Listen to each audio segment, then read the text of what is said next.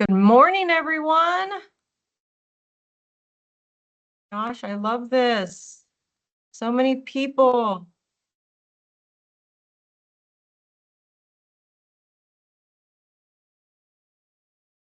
Holy cow. I'm loving this. Good morning, everyone. Give me a thumbs up if you're having a good morning. You guys just made my day. I'm gonna do thumbs up. There we go. Good. Very good. Well, welcome everyone. Like I said, good morning. We're halfway through the week. For physical science, this is our last day for this week together. My word of the day is conscientious. Kind of a power word, I think, anyway. Um, hard to say for me. Conscientious, wishing to do what is right, especially to do one's work or duty well and thoroughly. It's one definition for conscientious. So my definition or my sentence I chose came from yesterday. If you were at the fall festival yesterday, one of our students at EIA helped clean up yesterday. She was very conscientious when cleaning the tables and picking up trash. She did a very, very good job.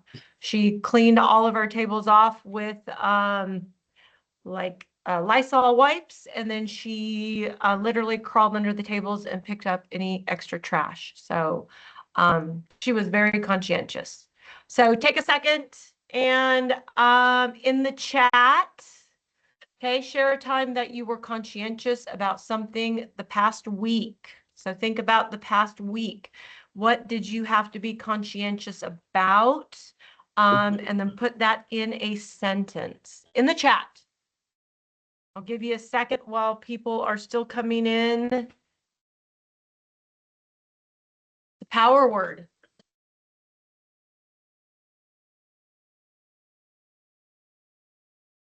I'll take attendance while you guys are thinking of a sentence, thinking of a time you were conscientious.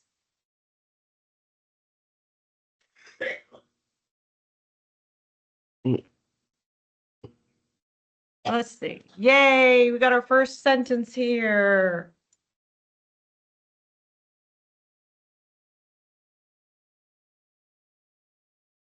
Let's see. Hey, Clark, can you put the word in a sentence for me?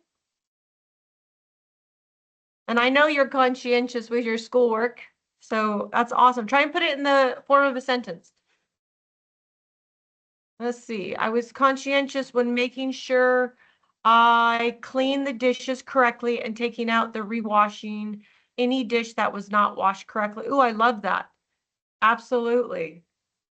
Do my schoolwork. My mom was very conscientious with her work by helping her coworkers. Good. Genesis, I was conscientious when I did my schoolwork while also helping around the house. Love it. Lily, I was conscientious when I cleaned the bathrooms thoroughly. Very good. You have to be conscientious when cleaning your house, that's for sure. I was conscientious with doing my schoolwork and making sure to get it done. I love it. Thank you. Very good. I have to be conscientious every single day when I'm grading your homework and I'm reading your essays or looking at your calculations. So I have to be very conscientious in my job every single day because I want to do a good job. So thank you guys. Appreciate you guys sharing. If anybody else has a sentence, a time that you were conscientious this week about doing something, and throw it in there. Abigail, I was conscientious when I completed my lessons for school. Yes, absolutely. Got to do it well, and you have to be very particular about things. Okay, well done. Thank you guys very much. So this is what I've got planned today. I just real quickly, and again, everybody's at a different spot. I realize that, but as I was grading some of those, the graph assignments, the graphing assignments, that activity called math graphs or something like that. I did notice that there was just a few things that people were missing. So I just wanted to double check to make sure that you guys are on the right track. So if you have to go back and make any changes, or if you haven't done the assignment yet, then you kind of are in the know before you start it. And then I have a Kahoot for chapter 1 that I thought we would play together. So let me share my screen real quick here. Okay, but I want to write on it, so I am going to do this. I'm going to stop sharing, and I am going to this. Give me a second here. Let me share my screen.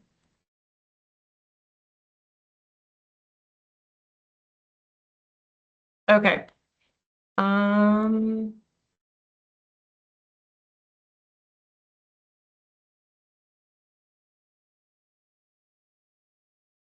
can you guys see my screen? Can you see the graphing assignment? Give me some. Okay, awesome. Uh, Yes, Abigail. Good question. Are we able to redo the assignment if we missed a few things? Yes. If I haven't graded it already, I will write in the comments, or I'll screenshot what you missed, and then I'll click the redo and let you redo it. Okay.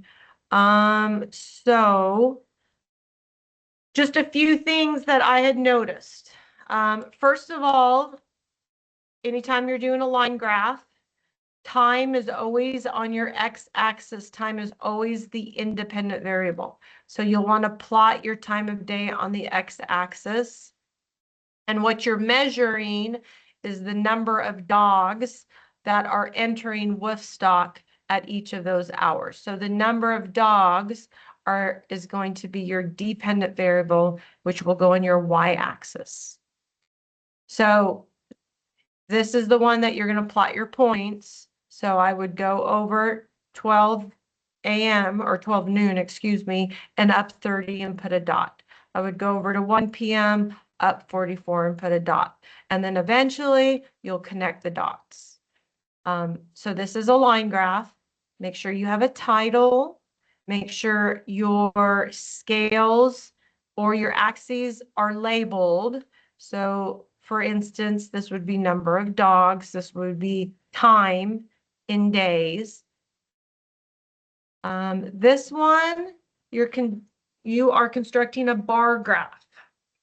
So just a few things that you're going to need.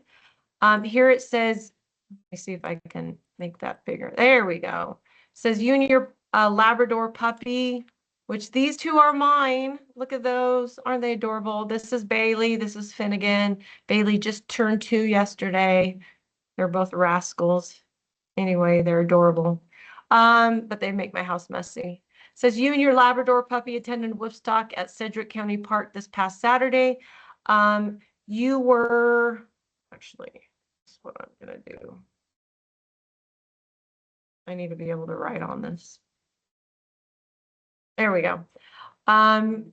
You were so intrigued by all the different breeds of dogs in all the special events they participated in. Use the data below to construct a bar graph using the total number of each breed of dog that participated in their events.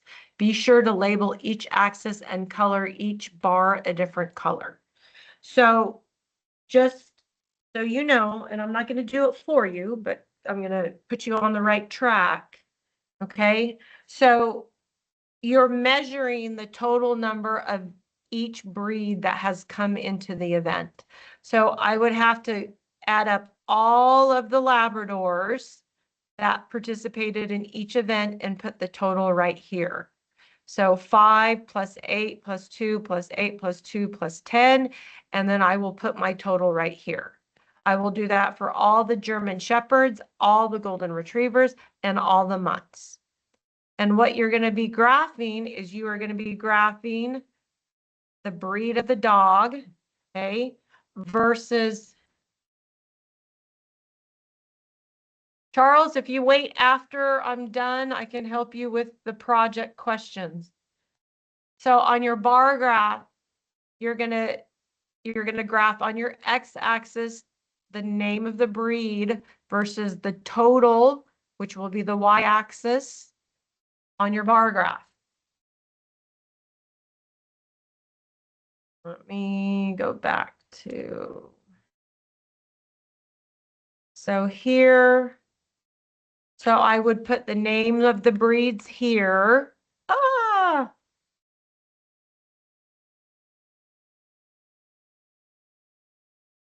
well, it just disappeared on me. That's okay. That's okay. I'll pretend. Here's my graph. So the name of the breed, go here, and then your scale for the total number of dogs are going to go on your axis. It's a bar graph, not a line graph. So the bar is going to go up however much this total number is. You still want to make sure your scale is spread out on your graph.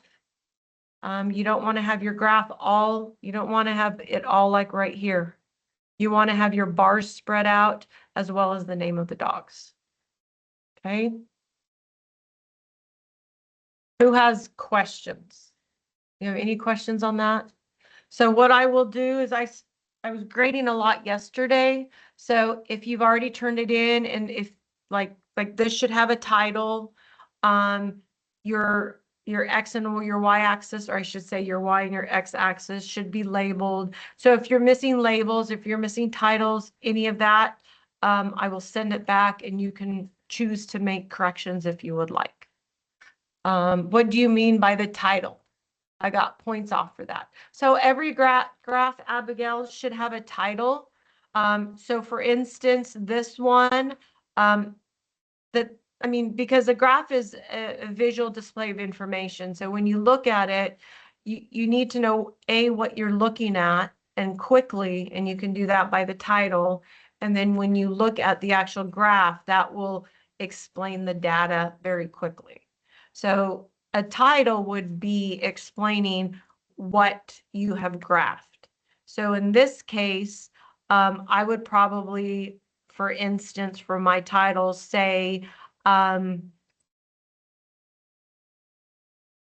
total breed or something like total breed of dog, oh, something like that. Somebody just came in. Hold on. Okay, thank you. Yeah, right. I'm struggling here, obviously. But it's going to be something similar to the number of different breeds at Wolfstock. Number of different breeds of dogs at Wolfstock, something like that. Has anybody ever been to Wolfstock before? Give me a thumbs up if you've been to Wolfstock. Have you been to Wolfstock before? It's great fun. Okay. Okay, any questions on that? Again, like I said, I will send it back to you if you miss points for any of that, and then you can make those changes. Okay, open a tab. You're going to go to Kahoot. I am going to get it started. This is just a review. I will post this in Teams. So if you want to play it another time, you can do so. No worries, Dallas. But this is just to kind of, you know, bring together everything that topic-wise you're going to see on your chapter 1 or unit 1 test if you haven't already taken it. So I am going to share my screen, turn on the music, and make sure you put your real name in. First name, last initial would be great. Don't use a funny name because I won't know who's who.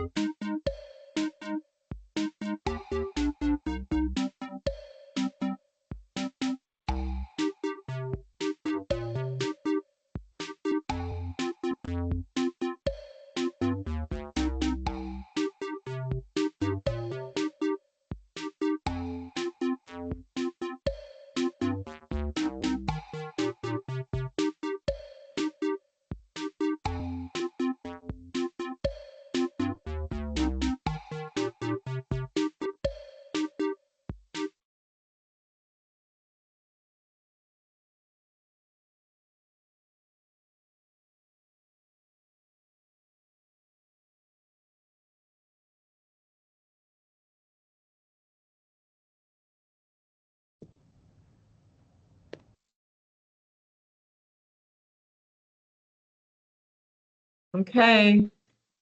Marissa, Clark. Abigail waiting for you. Krista. Austin, I don't see. Oh, never mind, Austin. My bad. You're in there. Mia. Kayla's in there. Jace is in there. Clark's in there. Martell. I don't see you in there. Angel in Dallas. Oh, I already finished the test. I wasn't going to do the Kahoot. Okay. My internet Sorry. running I'm slow, on but I'm going assignment. to it right now. Okay. So if you're not going to play Kahoot and you are just going to work away, that's fine. Are you going to share your screen? Oh, shoot. Yeah. Sorry, Clark. I thought I'd already shared it. That's totally my bad. Can you guys see it? My bad. I thought I had it shared. Okay. Let's rock and roll.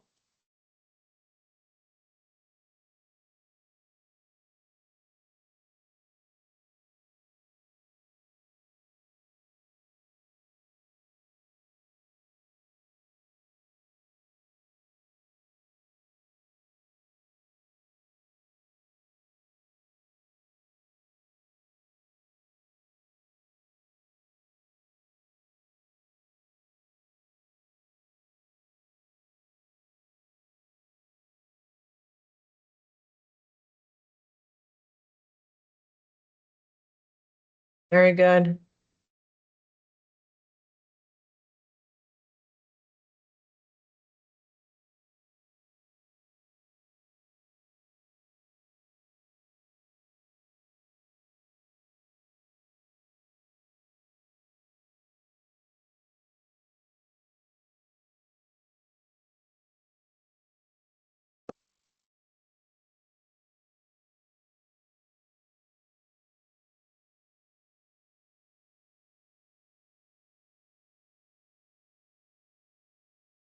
Very good, you guys.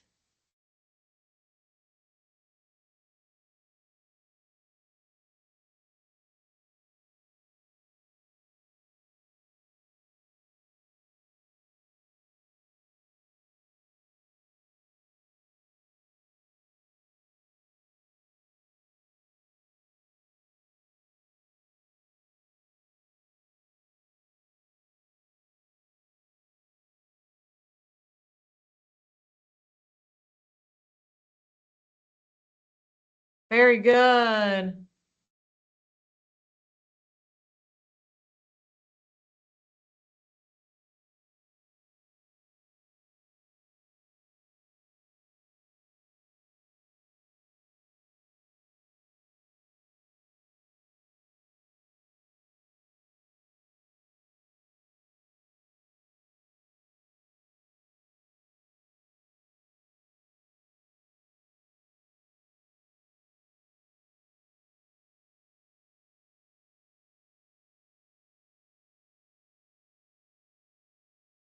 Good job.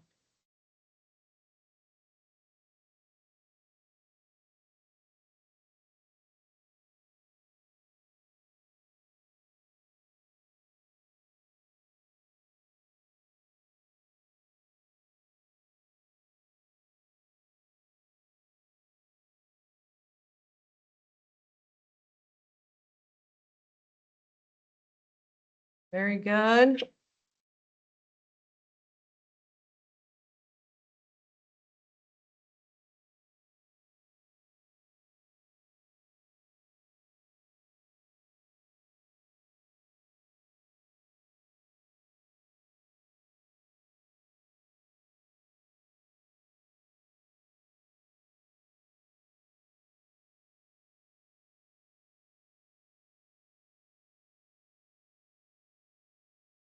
Good. So hopefully your research is organized. But pure research is just researching purely for information. Applied research is usually taking some sort of problem and doing research to solve that problem. That's how I like to remember the two.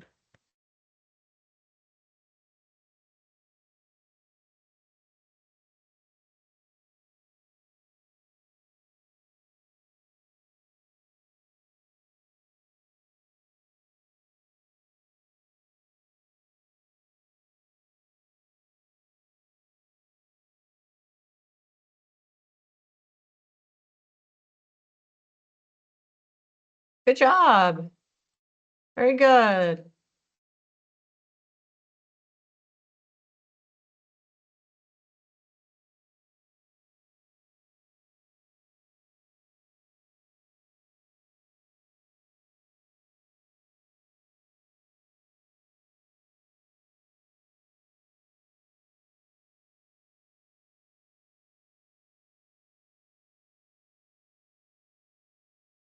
Awesome. Remember, theory describes, or sorry, law describes, theory explains. Ooh, this was from yesterday.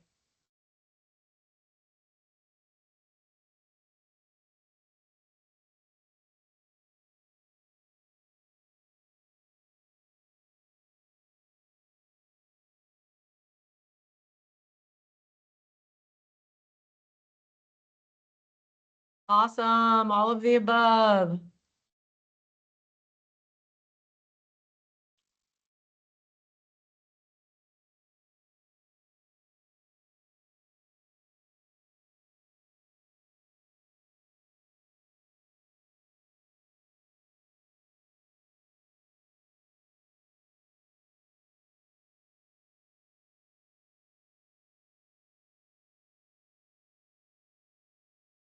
Direct relationship. Yeah. So in a direct relationship, as one variable goes up, the other goes up. If one variable goes down, the other variable goes down. Inverse means as one variable goes up, the other goes down. So if that was an inverse relationship, the line would go from the top to the bottom. So as time increased, the data would decrease. So that's the difference between the two.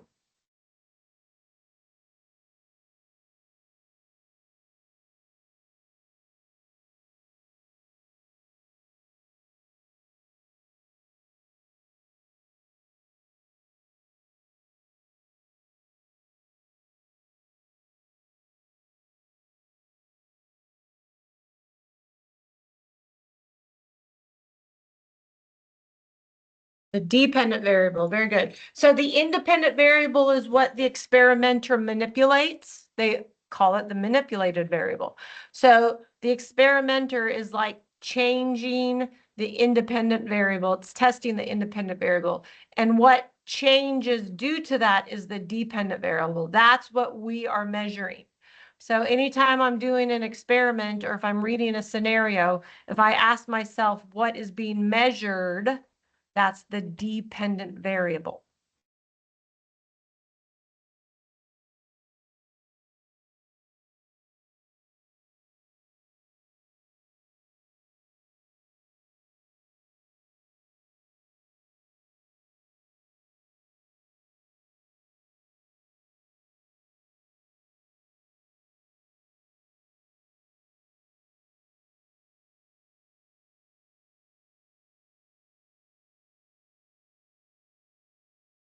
Good, very good. Again, theories are going to explain, laws are going to describe, or they can be expressed in some sort of mathematical equation. Good job, you guys.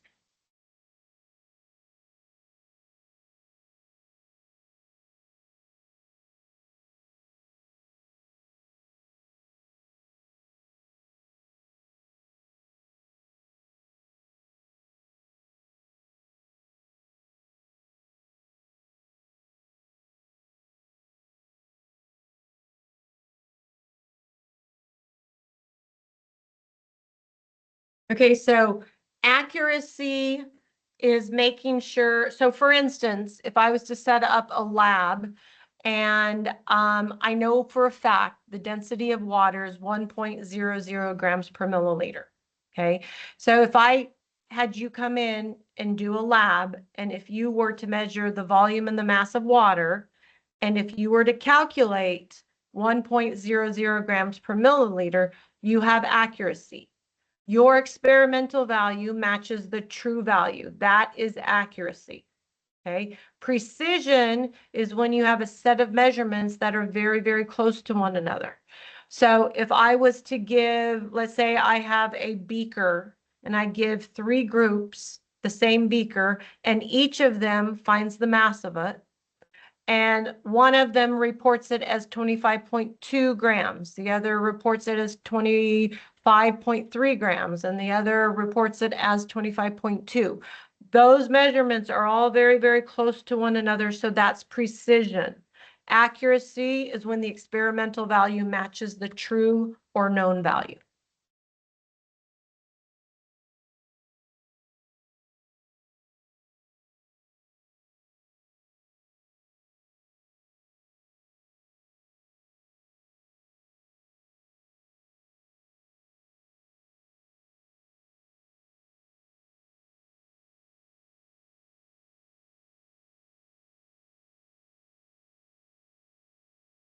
Ooh, all over the place. Okay, so the dependent variable and responding variable, those are the same thing. Those two words are interchangeable. Okay, the variable that the experimenter changes is the independent variable. That is the whole reason we do the experiment. Controlled variables, these are the factors or the variables that have to stay the same in the experiment. So if I was trying to grow the biggest tomatoes I can. Okay, I would have to set up an experiment. And the thing that I want to change is, let's say, the type of fertilizer. So in one tomato plant, let's say I put them in pots for the tomato plants. One of them I would give fertilizer, and the one I would do no fertilizer. So what I am changing, what I am introducing is the independent variable. That's the fertilizer. What I'm measuring is how big my tomatoes get. Some controlled variables in that would be like the type of soil, the amount of sunlight, the amount of water, those would be controlled variables. Now, if you have to leave for another class, go for it. If you want to stay, we'll finish this out.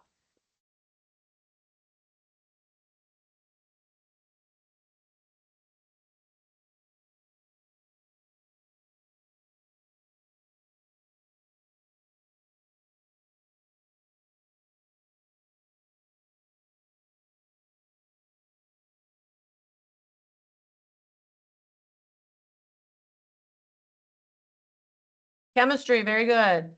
Physics is going to be the study of the changes in energy. So chemistry is going to be matter. Physics is more going to be energy, energy and motion.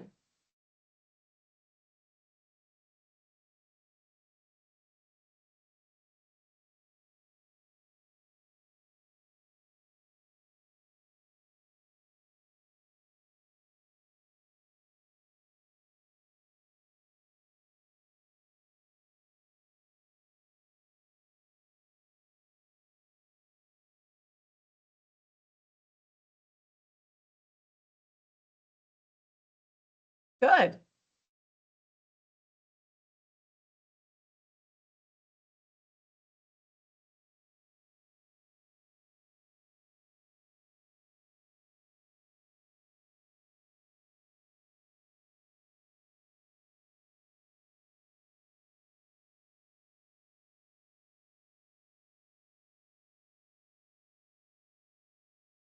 Good. Stay the same. Very good. Sometimes they call them constants. That's how I learned it growing up, is constants.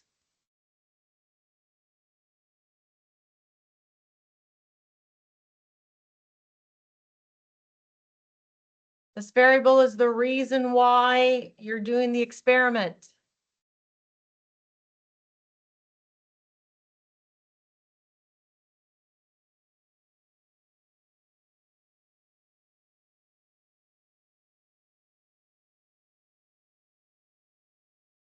Very good. Awesome.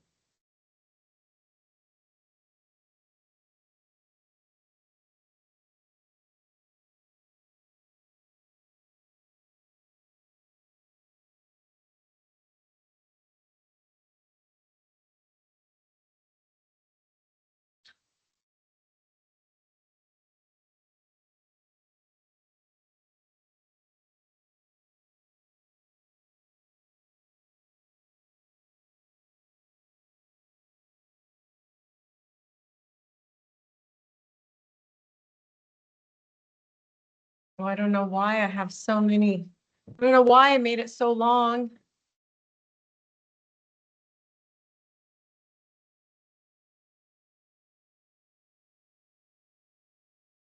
Very good. Quantitative.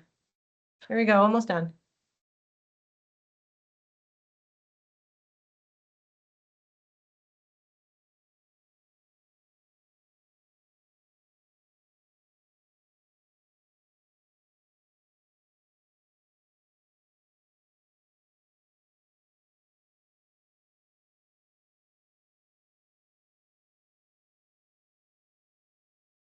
Ah, there's only two in this case. Now, right thinker only covered very little bit about significant figures. So significant figures, they're actually all the numbers that are read off of the measuring tool plus the estimated digit that is read off of the measuring tool.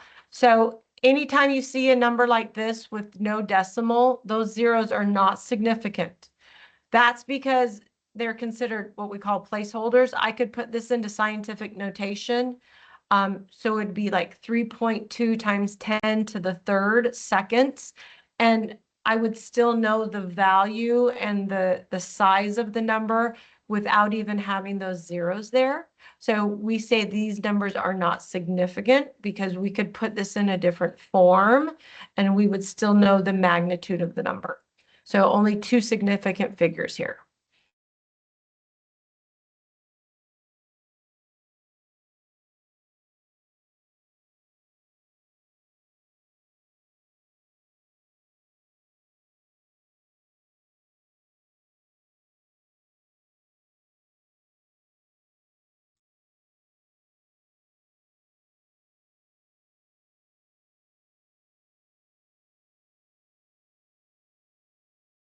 Awesome. Very good. So we're doing the chemistry portion of it now. Third quarter, excuse me, fourth quarter, we'll do the physics portion of it.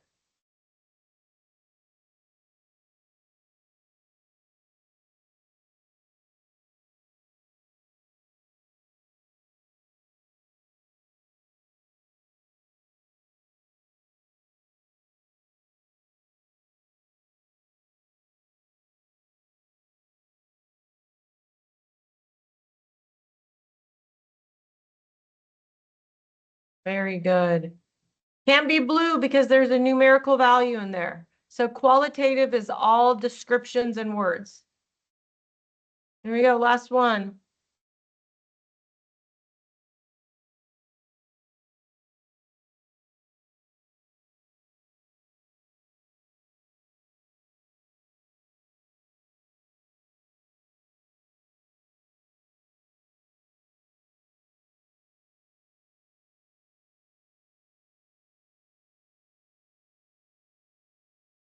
Very good. Here we go.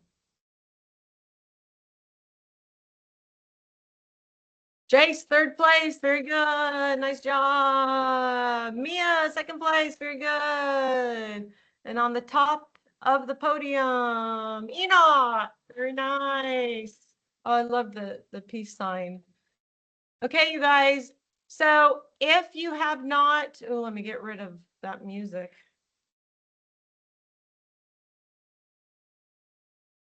Maybe not.